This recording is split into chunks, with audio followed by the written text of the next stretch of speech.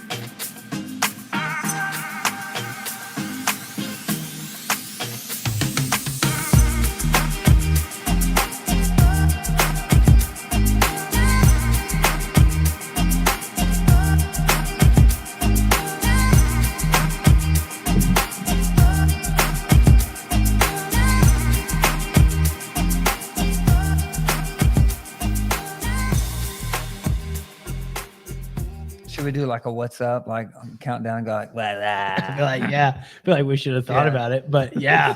Oh, have we Yeah. lost Let's it? Hey guys, welcome out to Monday Morning Mastermind with the multi-million-dollar pressure washing company. My name is Joshua Brown. I'll be our host today. We're going to play a little bit of get to know you type games today. And so it's our 5th episode on being live. We also have just introduce yourselves. Yeah, my name's Josiah LeBeau. And Brady Ridings. Yeah, and I thought it'd be fun today if we did a little bit of get to know us or get to know y'all today. We've done 5 weeks of masterminds and have yet to really dive in and get to know the people behind the company and the thoughts that are being shared. So we're going to be playing a little bit of get to know you type games. And here's the big idea. If you're joining us on YouTube or on Facebook, that pressure washing is not the thing we're excited about. You know, when it comes to life and work-life balance or waking up or what you do, neither one of us growing up as children was thinking, man, when I get older, just can't wait to start that pressure washing company. I don't want to fly planes. I don't want to be the president. I don't want to be a cop. I want to be a pressure washer. I remember driving by people like us thinking, I wonder what happened. Yeah.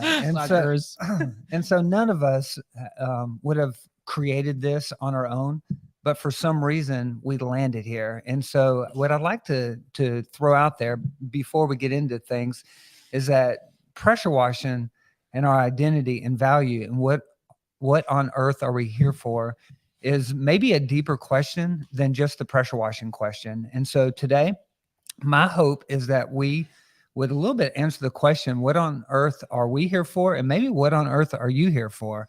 And so I hope that no matter how big or how small your company becomes, it doesn't reflect whether or not it brings you great value or not, because our value isn't really connected to whether or not we have a multi-million-dollar pressure washing company or we end up going out of business in year 2 or 3. And so, but before we get into that, if you have a question that you'd like for us to address, you can interrupt at any time. It can have something to do with our subject, but it can also have anything to do with, I would say anything. It doesn't have anything to do with anything. Well, whatever question you want to ask. Yeah, but if they have top of mind, for sure, you know, like sales, what we're here for, operations, and things like that, you can interrupt. And for that, we'll have Brady. You're following YouTube and Facebook. If they ask questions, we'll interrupt what we're doing and so forth like that. And then also, we're trying to determine what the best time of the day to have you here live. And so our goal is for you to be able to make this live. If you would put in the chat what time of the day you're watching this, when would be the best time for us to do our live. And so if Monday mornings aren't the best time for you to be available, we need to know that. That way we can adjust and make sure that we're running when you're available, where we can answer the questions live on the air when you're available. And of course, if you enjoy the content, be sure to subscribe and hit the notification bell. That way, if it is a time that maybe you forget about, you'll be reminded. That's right. Bing. All right. So Brady, first question is, who is Brady Ridings? Whoa. Yeah. And so I'm going to give them a second to pause. Yeah. They don't know what's coming. And so I'm going to be digging in and really finding out a little bit about who is Brady Ridings. Yeah. So I'm actually going to ask you a question. Can you nail, I feel like I could talk the whole time about that and not really know where to begin. Anything specific inside of that? So who's Brady Ridings? Brady Ridings is a guy that really likes to laugh. I enjoy laughing. I feel like, of course, the obvious thing is it makes you happy, but it also makes the people around you happy. I just like to have fun, even when things can be serious. I like to have fun. It's what I feel like most of the fibers of my being are about. I would say I strive to be the best husband and father that I know how to be. And then I would say that family is, second on the list to my faith, but it's very close. And so I would say that prioritizing time with family, having fun, and raising my children in a way that speaks volumes to just society is something I strive to do. And then third would be then being a great friend. I enjoy business a lot. I love it, but I'm probably still something from Josiah here last week. He said we were in the truck together and we were having a tough week. And he said something that really encapsulated what I feel like all three of our friendship is and kind of the way that we look at things. But that if for some reason the business just crashed and burned tomorrow and everything came to a halt, that he would look back and say, that was fun. And that type of low stress living and knowing that everything is just stuff and it doesn't matter that way is the fiber that I want to get to. And so I'd say if I can prioritize having fun and loving my family, that would be a good description of who I am. I love to have close friends, and laugh and have a good time. I hope I answered that question well. Yeah, I mean, that's a deep question. I do feel like I could spend the whole time talking on it. No, I appreciate you doing that. And I'm going to move straight to Josiah. And Josiah, I'm going to ask you the same question. Who is Josiah LeBeau? Yeah. So I'm going to stop you really quick. Aaron Little, actually. Yeah. Aaron. Yeah.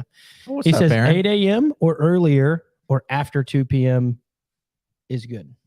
Yep. Thank you. So times, time-wise. That's good. Before 8. Mondays, any other day. Also, you can add in here if any other days work better. But thanks for the comment, and it's good to see you, Aaron. Yeah. So who am I? That's a great question. I don't know if you guys have heard of the Enneagram before. I know a lot of people don't put a number on my personality. Don't do that. I don't conform to that. I'm a nonconformist and I don't conform to that. But I think the Enneagram has helped at least me understand a little bit more about myself because I don't do a great job at really analyzing, who I am, at least emotionally. But I know that I'm a really competitive person. I love to compete. It doesn't matter what it is. I'm like, if there's a competition, I'm there. Even though I might be terrible at it, I still want to try it. So I think I'm really competitive. I think that I love bringing value to a relationship or a team of people. There's so it's much. It's a tough question, so man. Much to unpack. That's heavy. That's heavy. It is heavy. At 8 o'clock in the morning on a Monday. It is heavy.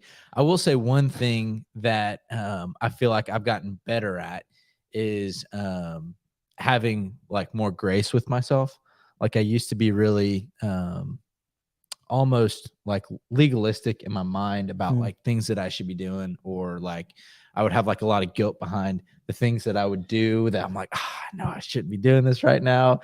But as I look back, I'm like, man, being 21, 22 years old, I was doing good, I should give myself grace, and just relax a little bit, don't be as high strung. And so I think I'm getting better at that, but providing value to a relationship is probably one of my number one motivators behind why I do something. I don't know if that's... I like that you brought up the Enneagram on there a little bit. I feel like I refused the Enneagram for a long time, and I'm sure that there's a lot of people that will wind up watching this that did the same. And I think it's based off of the actual number that it winds up being for me. And, so I feel like I didn't learn much about who I was and how to operate myself until I watched someone else talk about why I suck. So Brady he's an 8 wing 7, and the 8 is the challenger or the nonconformist, and he's like, I'm not an 8. I'm like, yeah, you the are. 8 wing 7 the is 8 will say he's not an 8. The 8 wing 7 is called the non, when you have both of those personalities close, is titled the nonconformist. And he literally told me, I was like, dude, that is the dumbest thing I've ever heard. That is not me. And I meant it. I still kind of mean it. I don't ascribe to that, but no, it's pretty accurate. I feel like if you're trying to refuse that, don't. I learned a lot about myself and other people and how to talk to people. Mm-hmm. I'm a 3-wing too, which is the charmer. I feel like that's like right on the money for you too. Yeah. And so if you're watching this, and you're like, what the heck is the Enneagram? There's a book called Road Back to a Better You. And really, when it comes to leadership and growing a business or a family or being a part of a community, I would encourage you to do as much work looking inside yourself so you can give more of yourself to the world that's around you. And so Road Back to a Better You is a phenomenal book. And then the Enneagram is based on 9 different personality types, 1 to 9. And so for me, I'm an 8 as well. And it made a lot of sense why, if I ended up watching one of my kids play a sport, if I didn't agree with the way that the coach was coaching, I would end up coaching the following season. And so if you find yourself like creating something or taking over, you might be an 8 like myself. And so, but yeah, love the Enneagram, great book. And I think it's worth. If you're just jumping in, Josh, if you want to tell them a little bit about what we're doing right now, and that you can for sure ask any questions as it relates to the personality conversation, your own personality, business, as it relates to pressure washing and growth and scale that you want to. But if you want to describe a little bit about what we're doing, if you're just now jumping in, I see that more people are jumping in. Yep. So. This is our 5th episode of Mastermind Monday. And today we're taking a break from sharing about sales or administration or marketing or operations.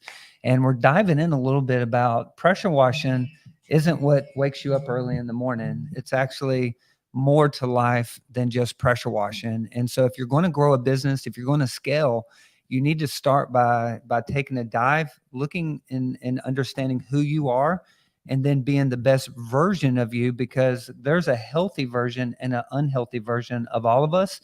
And unless we do a little bit of work, our leadership lid is going to be always at a capacity. And part of growing is figuring out, okay, how can I have a higher leadership lid? And so we're diving in, getting to know the guys a little bit today.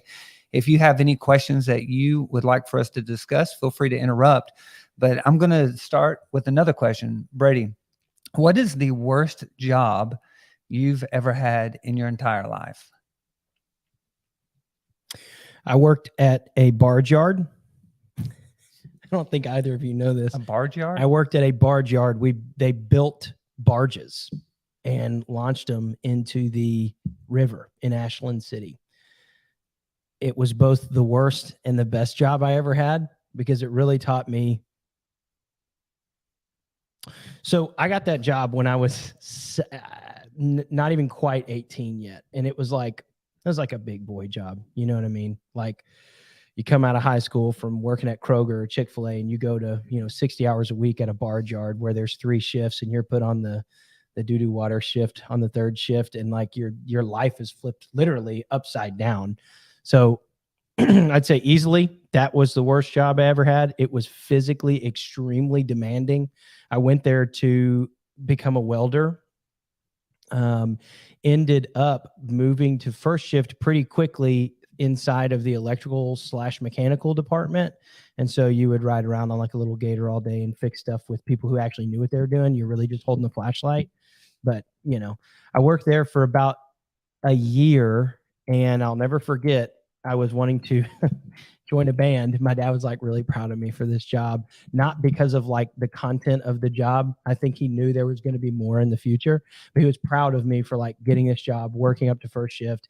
And I was 18, making $27 an hour that was 12 years ago. No, that was 10 years ago. And so that was actually kind of a lot of money for me back then, for sure. And ended up telling some of the guys there that I was thinking about joining a band, and everyone in that room. So in the mornings you'd come in and everybody'd sit on a bucket. It was like all older guys who were like 45 and above. At the time that seemed old, right? So anyways, they'd sit around and they said, dude, you got to leave. They literally said, if you don't quit here, you'll be us. Every single one of them that are making like good money for what they do, but they were all me. And they looked at me sitting on that bucket and said, you have to leave. So I quit. I told my dad I joined a band, and my salary went through the roof at that point. But he was so upset with me. Oh man, I'll never forget it. He even went to the guy that I joined the band with, and like talked down to him, like, "You convinced my son to join this band," when he was making good money, and so on and so forth. It was the worst job for many reasons, / the best for that moment. Like, I'll never forget that moment. It was really special. I think they just saw themselves and went, "This job stinks on ice. You should get out. You'll be trapped by the hourly wage and the benefits." I'd say that was Good. Josiah, worst job you've ever had? Tough Shots Everlasting. Thomas, What's up? what's going on, man? Welcome. Good morning. Worst job I've ever had. It's hard because I look at everything so positively. It's hard to have something that's bad in my life. But first job was at Kroger, made $7.35 an hour. And then I would work 4 hours, and on my 30-minute break, I would go spend $12 on food. And so I'd make about, $25 a day. That's money management, baby. Yeah. And but it was bad culture at Kroger. Or at least the people I would hang around was bad culture. But I got a job at a mechanic shop after. And I loved the guy that owned it, but just being around grown men in the culture that it was like, it was rough. And I just didn't enjoy it. I just wanted to fit in. And I knew that what I was doing was like not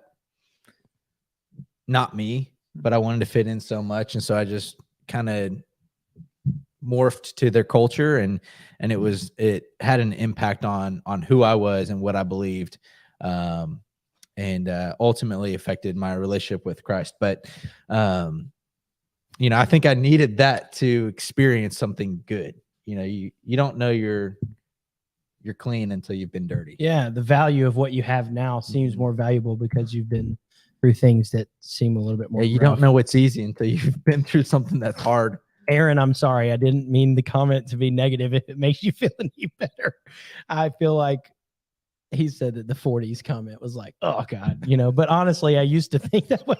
I mean, did we not all think 40 was old when we were 17? That seemed like forever away. Yep. Brady's almost 40. Thomas said, yeah, that's relatively true.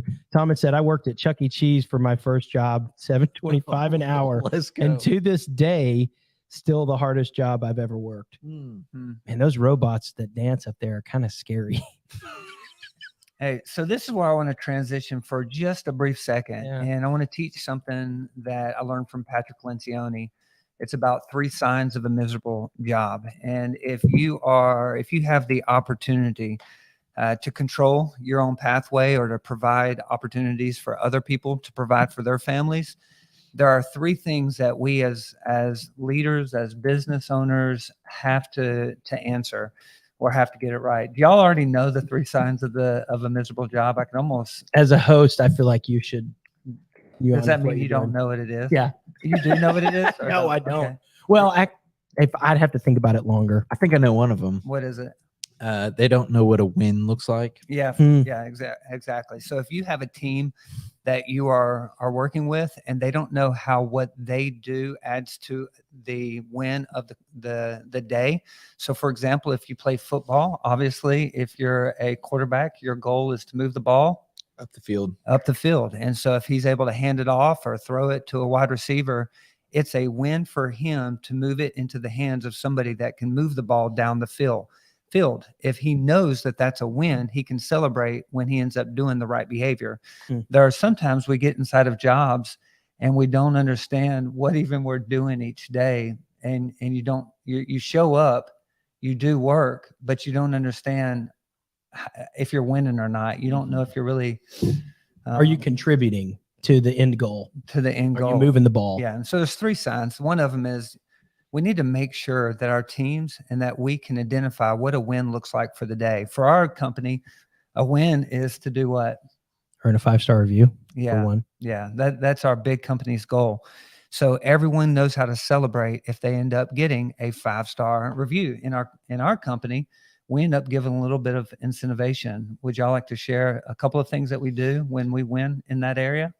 Yeah. A lot of our only bonus inside the field, we used to have like 5 different bonuses, but we realized it was better to only have one for our main goal. But if you earn 5-star reviews in 1 week, they get a bonus. Yep.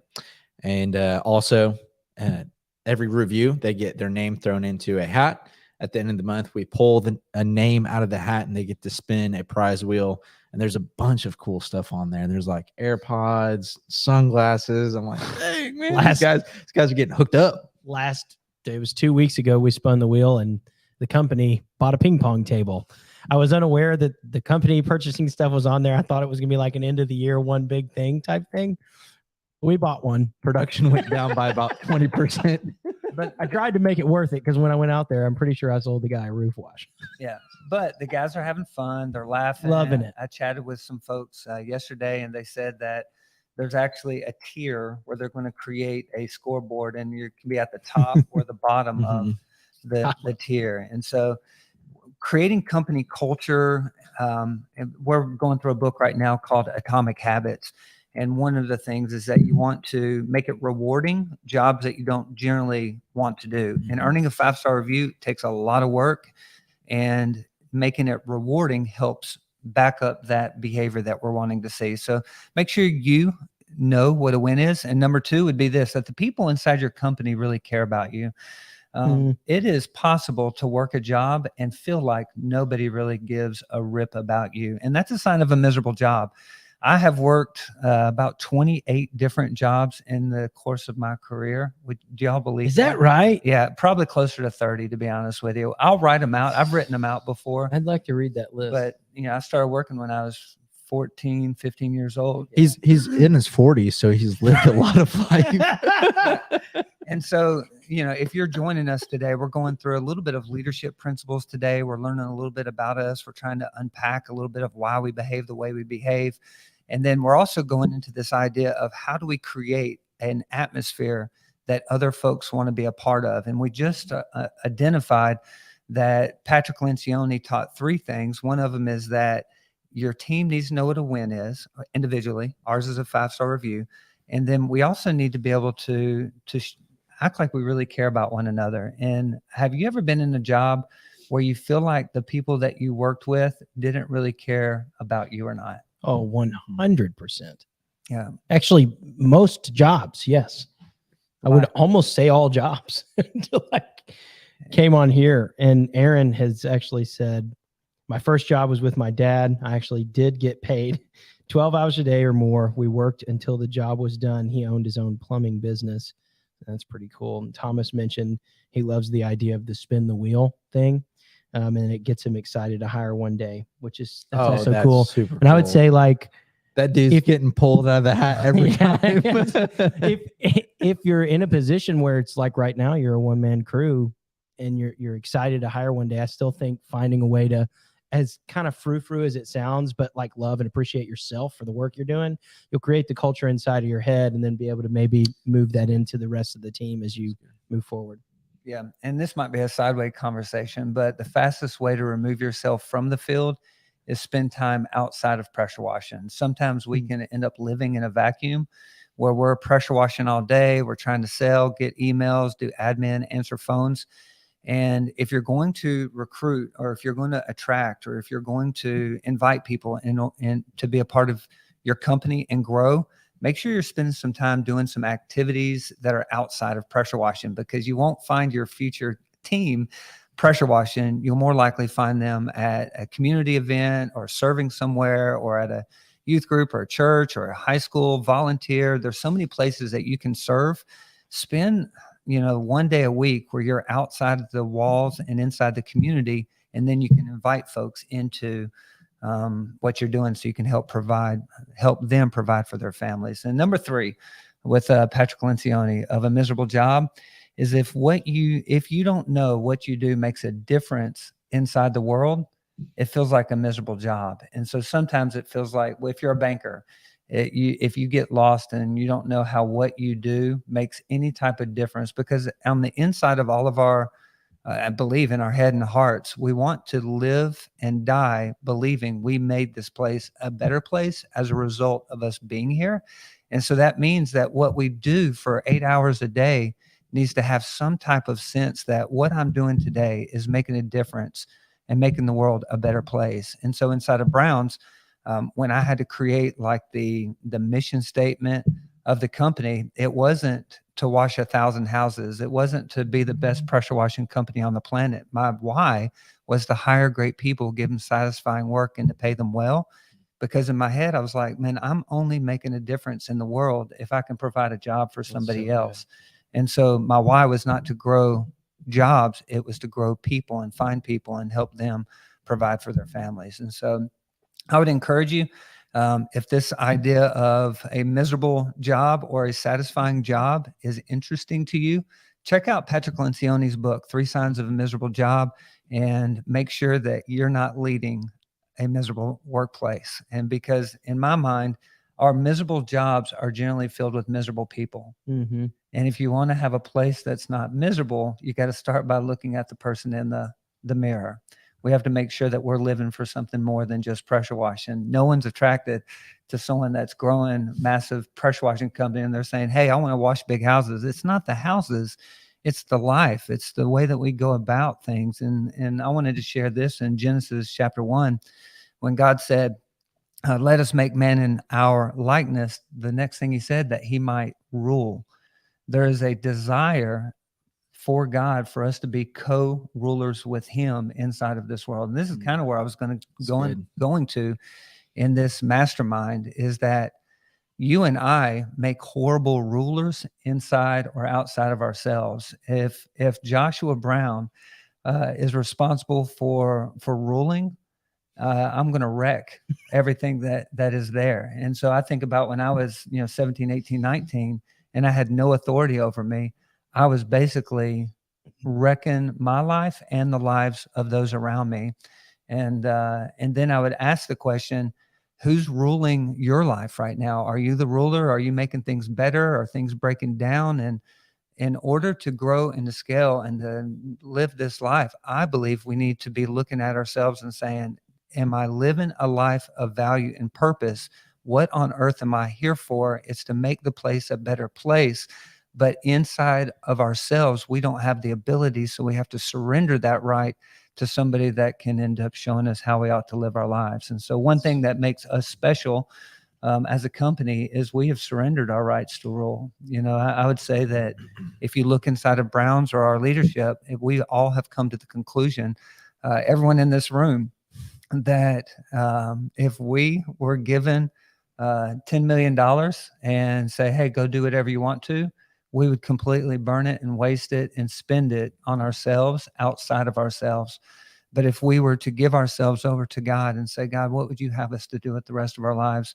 We could invest it in more than this world, but in other people. And so just want to encourage you, is this place a better place as a result of you being here? And I would answer that it can be yes, if you end up surrendering your rights to lead. Does that make sense to you guys? It makes total sense. I think that was actually really good. So question for you.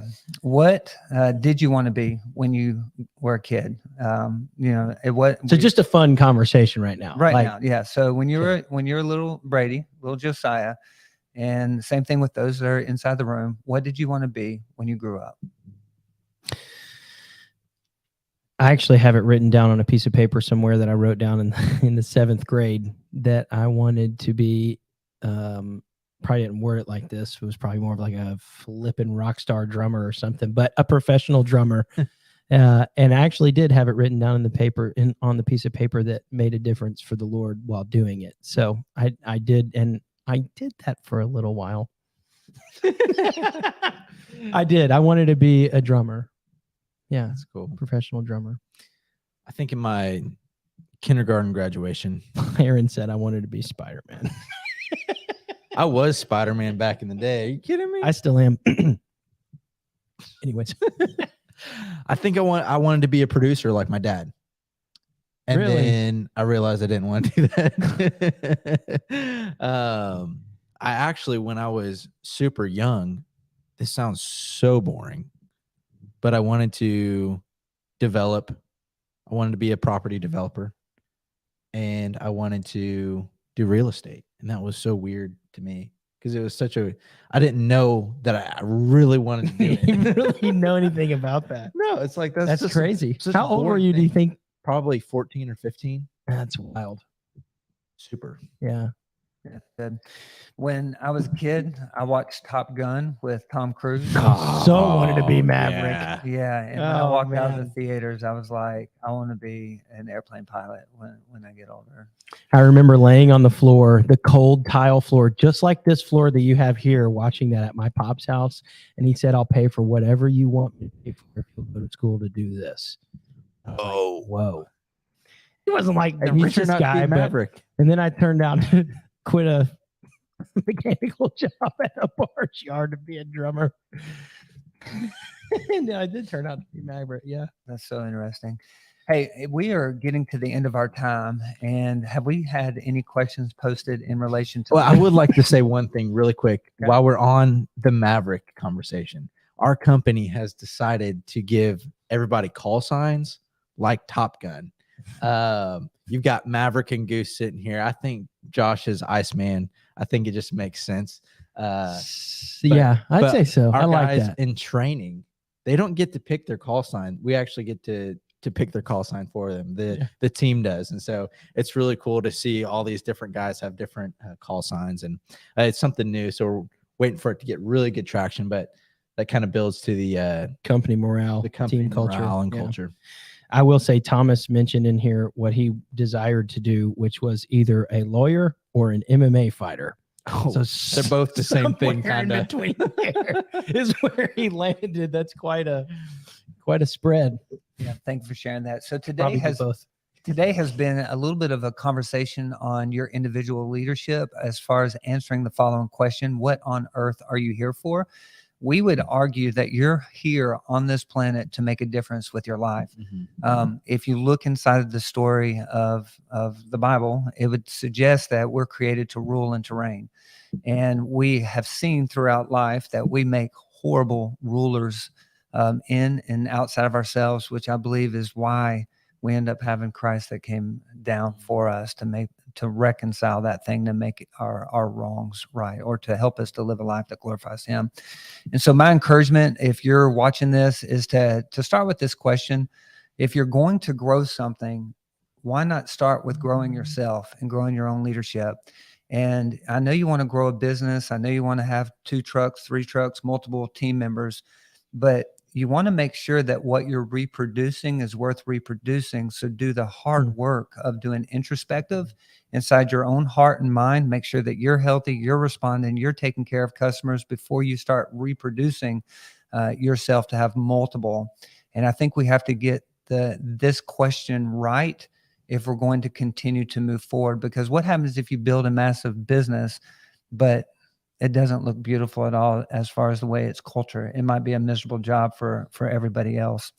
And for us, that win would be a place where people feel like they're genuinely cared about, that what they do makes a difference, and they understand what a win is, which we believe would make a great job. I also think that it will become more difficult to remove yourself from the business if you've not recreated your desires for the culture and for the business moving forward. Like if you ever do want to scale and remove yourself from the day to day, I think you have to have already reproduced your desires so that guys have belief in the mission, and more than belief in the mission, they like actually care about it and love it, and they feel it in their core too, to carry that on. I don't think that you'll get to a place, and if you do, if it doesn't look beautiful, I think it can fall apart. Save this in your mind. You can't give what you don't got, but you can give what you do got. Boom. Boom. Yeah. Josh, that's Josh's quote from like 5 years ago. Yeah. Yeah. Because, whatever. I'm not going too far inside of that, but it is a good quote. I had a thought and I didn't want to lose it while we're here. And it's this question: what we get upset over kind of reflects what we value. And if you look at like, man, when's the last time you were absolutely ticked off, upset at the decision that somebody else made? If you really care about them, you care about them more than the consequences of the decisions that they make. And if you've come to the conclusion that your goal is to grow a company or make a certain amount of money or be successful because of blank, when others don't do what you want them to do, you end up treating them like doo-doo water. Yeah. And so our goal is to say, okay, why am I for me more than I'm for others? And if I change it and say, I'm going to live my life for others versus myself, it's like someone can make a decision that's completely opposite of what I would want them to do. But because I care about them more than I care about me, I'm going to love them and not get frustrated in the midst of it. Right. Yeah. Right. Easier said than done. Yeah, that's a tough thing. It's a sanctification kind of It's arrival. Yeah, it's a constant thing. Mhm. I think almost daily, if you had to, you'd have to remember that, because man, little small things that like happen in the business can be frustrating. It can, but like ultimately building that daily thought will recreate the same culture that you want to see. Yeah, that's a hard thing to do. I was recently interviewed by a company, and they wanted to know what's the most frustrating experience I've ever gone through. And there were so many to choose from, but I do see them like you do, where it's like every frustration is actually an opportunity to learn from. But I'm always, the Malaysia is always there. Did you know I was going to say that? No, but I knew I was going to be at least 70% of the things that you were thinking about. Yeah. And so, very early on, I'm trying to grow a company. I invite a young man into the story, and he tells me he's going on a missions trip, for the summer. And the summer for pressure washing companies when you need, your team. I really think you should dig into this a little bit and elaborate on what that means. Like, dig into the details of it, because I don't think they know. Yeah. And so when you're trying to grow, you need that team to help do work, so you don't have to do the work all the time. I mean, I was working a full-time job at a church. Mhm. And so I didn't have the ability to go pressure wash during the day.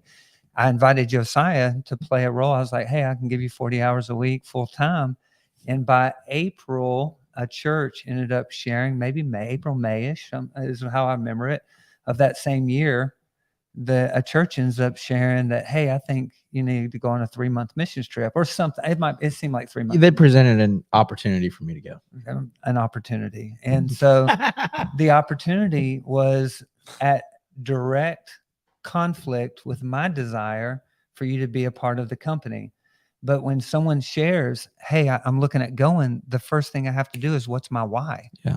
Was my why to see Josiah's benefiting me, or was my why to see Josiah benefiting Josiah? Mm-hmm. I would like to say you didn't feel like I was trying to manipulate you or trying to talk you into sticking with this. Not at all. I knew that there was some tension for sure, but I could see that you let go of that desire to control. And I think that's important to see too, like what you just said, allowing that person to develop will ultimately benefit you as well. Because I learned some things on that trip. It was 2 months in Malaysia in another country as a 17, 18-year-old. That will change you and grow you.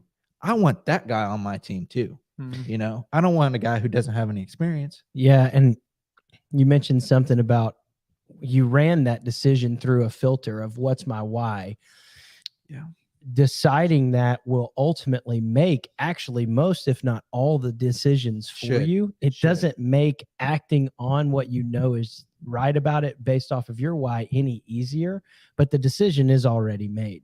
And the decision was, he needs to go because that's my why. Does it hurt me in the now? Does it hurt the business? And does it hurt me having to figure some stuff out? For sure. But your why, you ran that through the decision of your being, who you are, and the decision was made. And I think when you ultimately identify what your why is, all the decisions are made. They're still hard, especially as an 8, to not lead the witness maybe or convince, but you know what's right. The decision's made. Yeah. And so for me, when we hire someone, I almost feel like it's a marriage where it's like, I'm going to love you.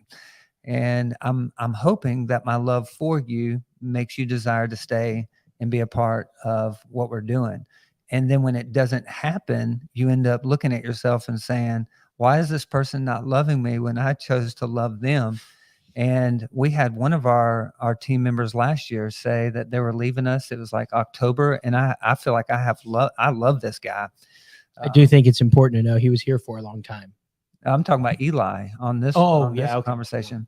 And he ended up saying that he was going to go work something that was more stable so he can provide for his family. And I'm like, I get it. But man, my heart was absolutely crushed because I loved him. Like I thought he was beautiful and would be a great team member for a long time, intelligent and able to do introspective and loved the way he journaled.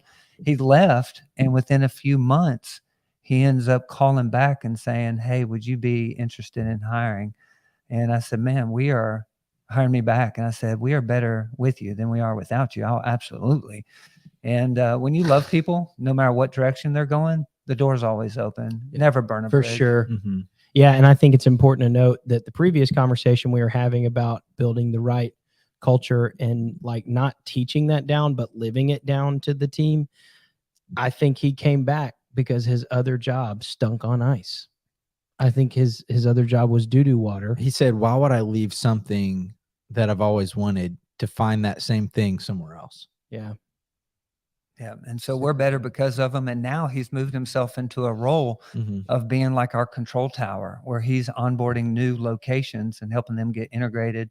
And so he's absolutely a monster. We're better because of him, but he wouldn't be here if I was super unhealthy. And if I would have yelled at him and how could you do this or blah, blah, blah, that door's completely go. But man, as he goes, he tells other people about the job that he loves. I feel like that is super true. What you just said and you can see, I know it's funny, but like you can see that in a lot of business owners would be like, nah, man, you left. Like, whatever. I don't even have the money to hire you back anyways. That's a baby business owner, man. That's a baby. So don't be a baby. Don't be a baby. Hey, we want to thank you for joining. If you have any questions that you'd like for us to hit on in the future that has to do with leadership or growing your business, I feel like today was very heavy. A lot of times we do want to know what's the trick or how do I do this or fastest way to clean a house. But pressure washing might be 10% and 90% of it is probably leadership. And so if there's anything that you would like to know an answer to in the future, put it in the chat. Also, we're really curious what time you're watching this. So if you wouldn't mind putting that in the chat, we really want to add as much value as we can. And so we want to go live when you're available to be in the room. That way we can chat with you. What time and day? If there's a day that works better for you to be able to be here, please let us know if you're watching this on the backside of it. All right. Well, my name is Joshua Brown. We're glad that you're here. Peace.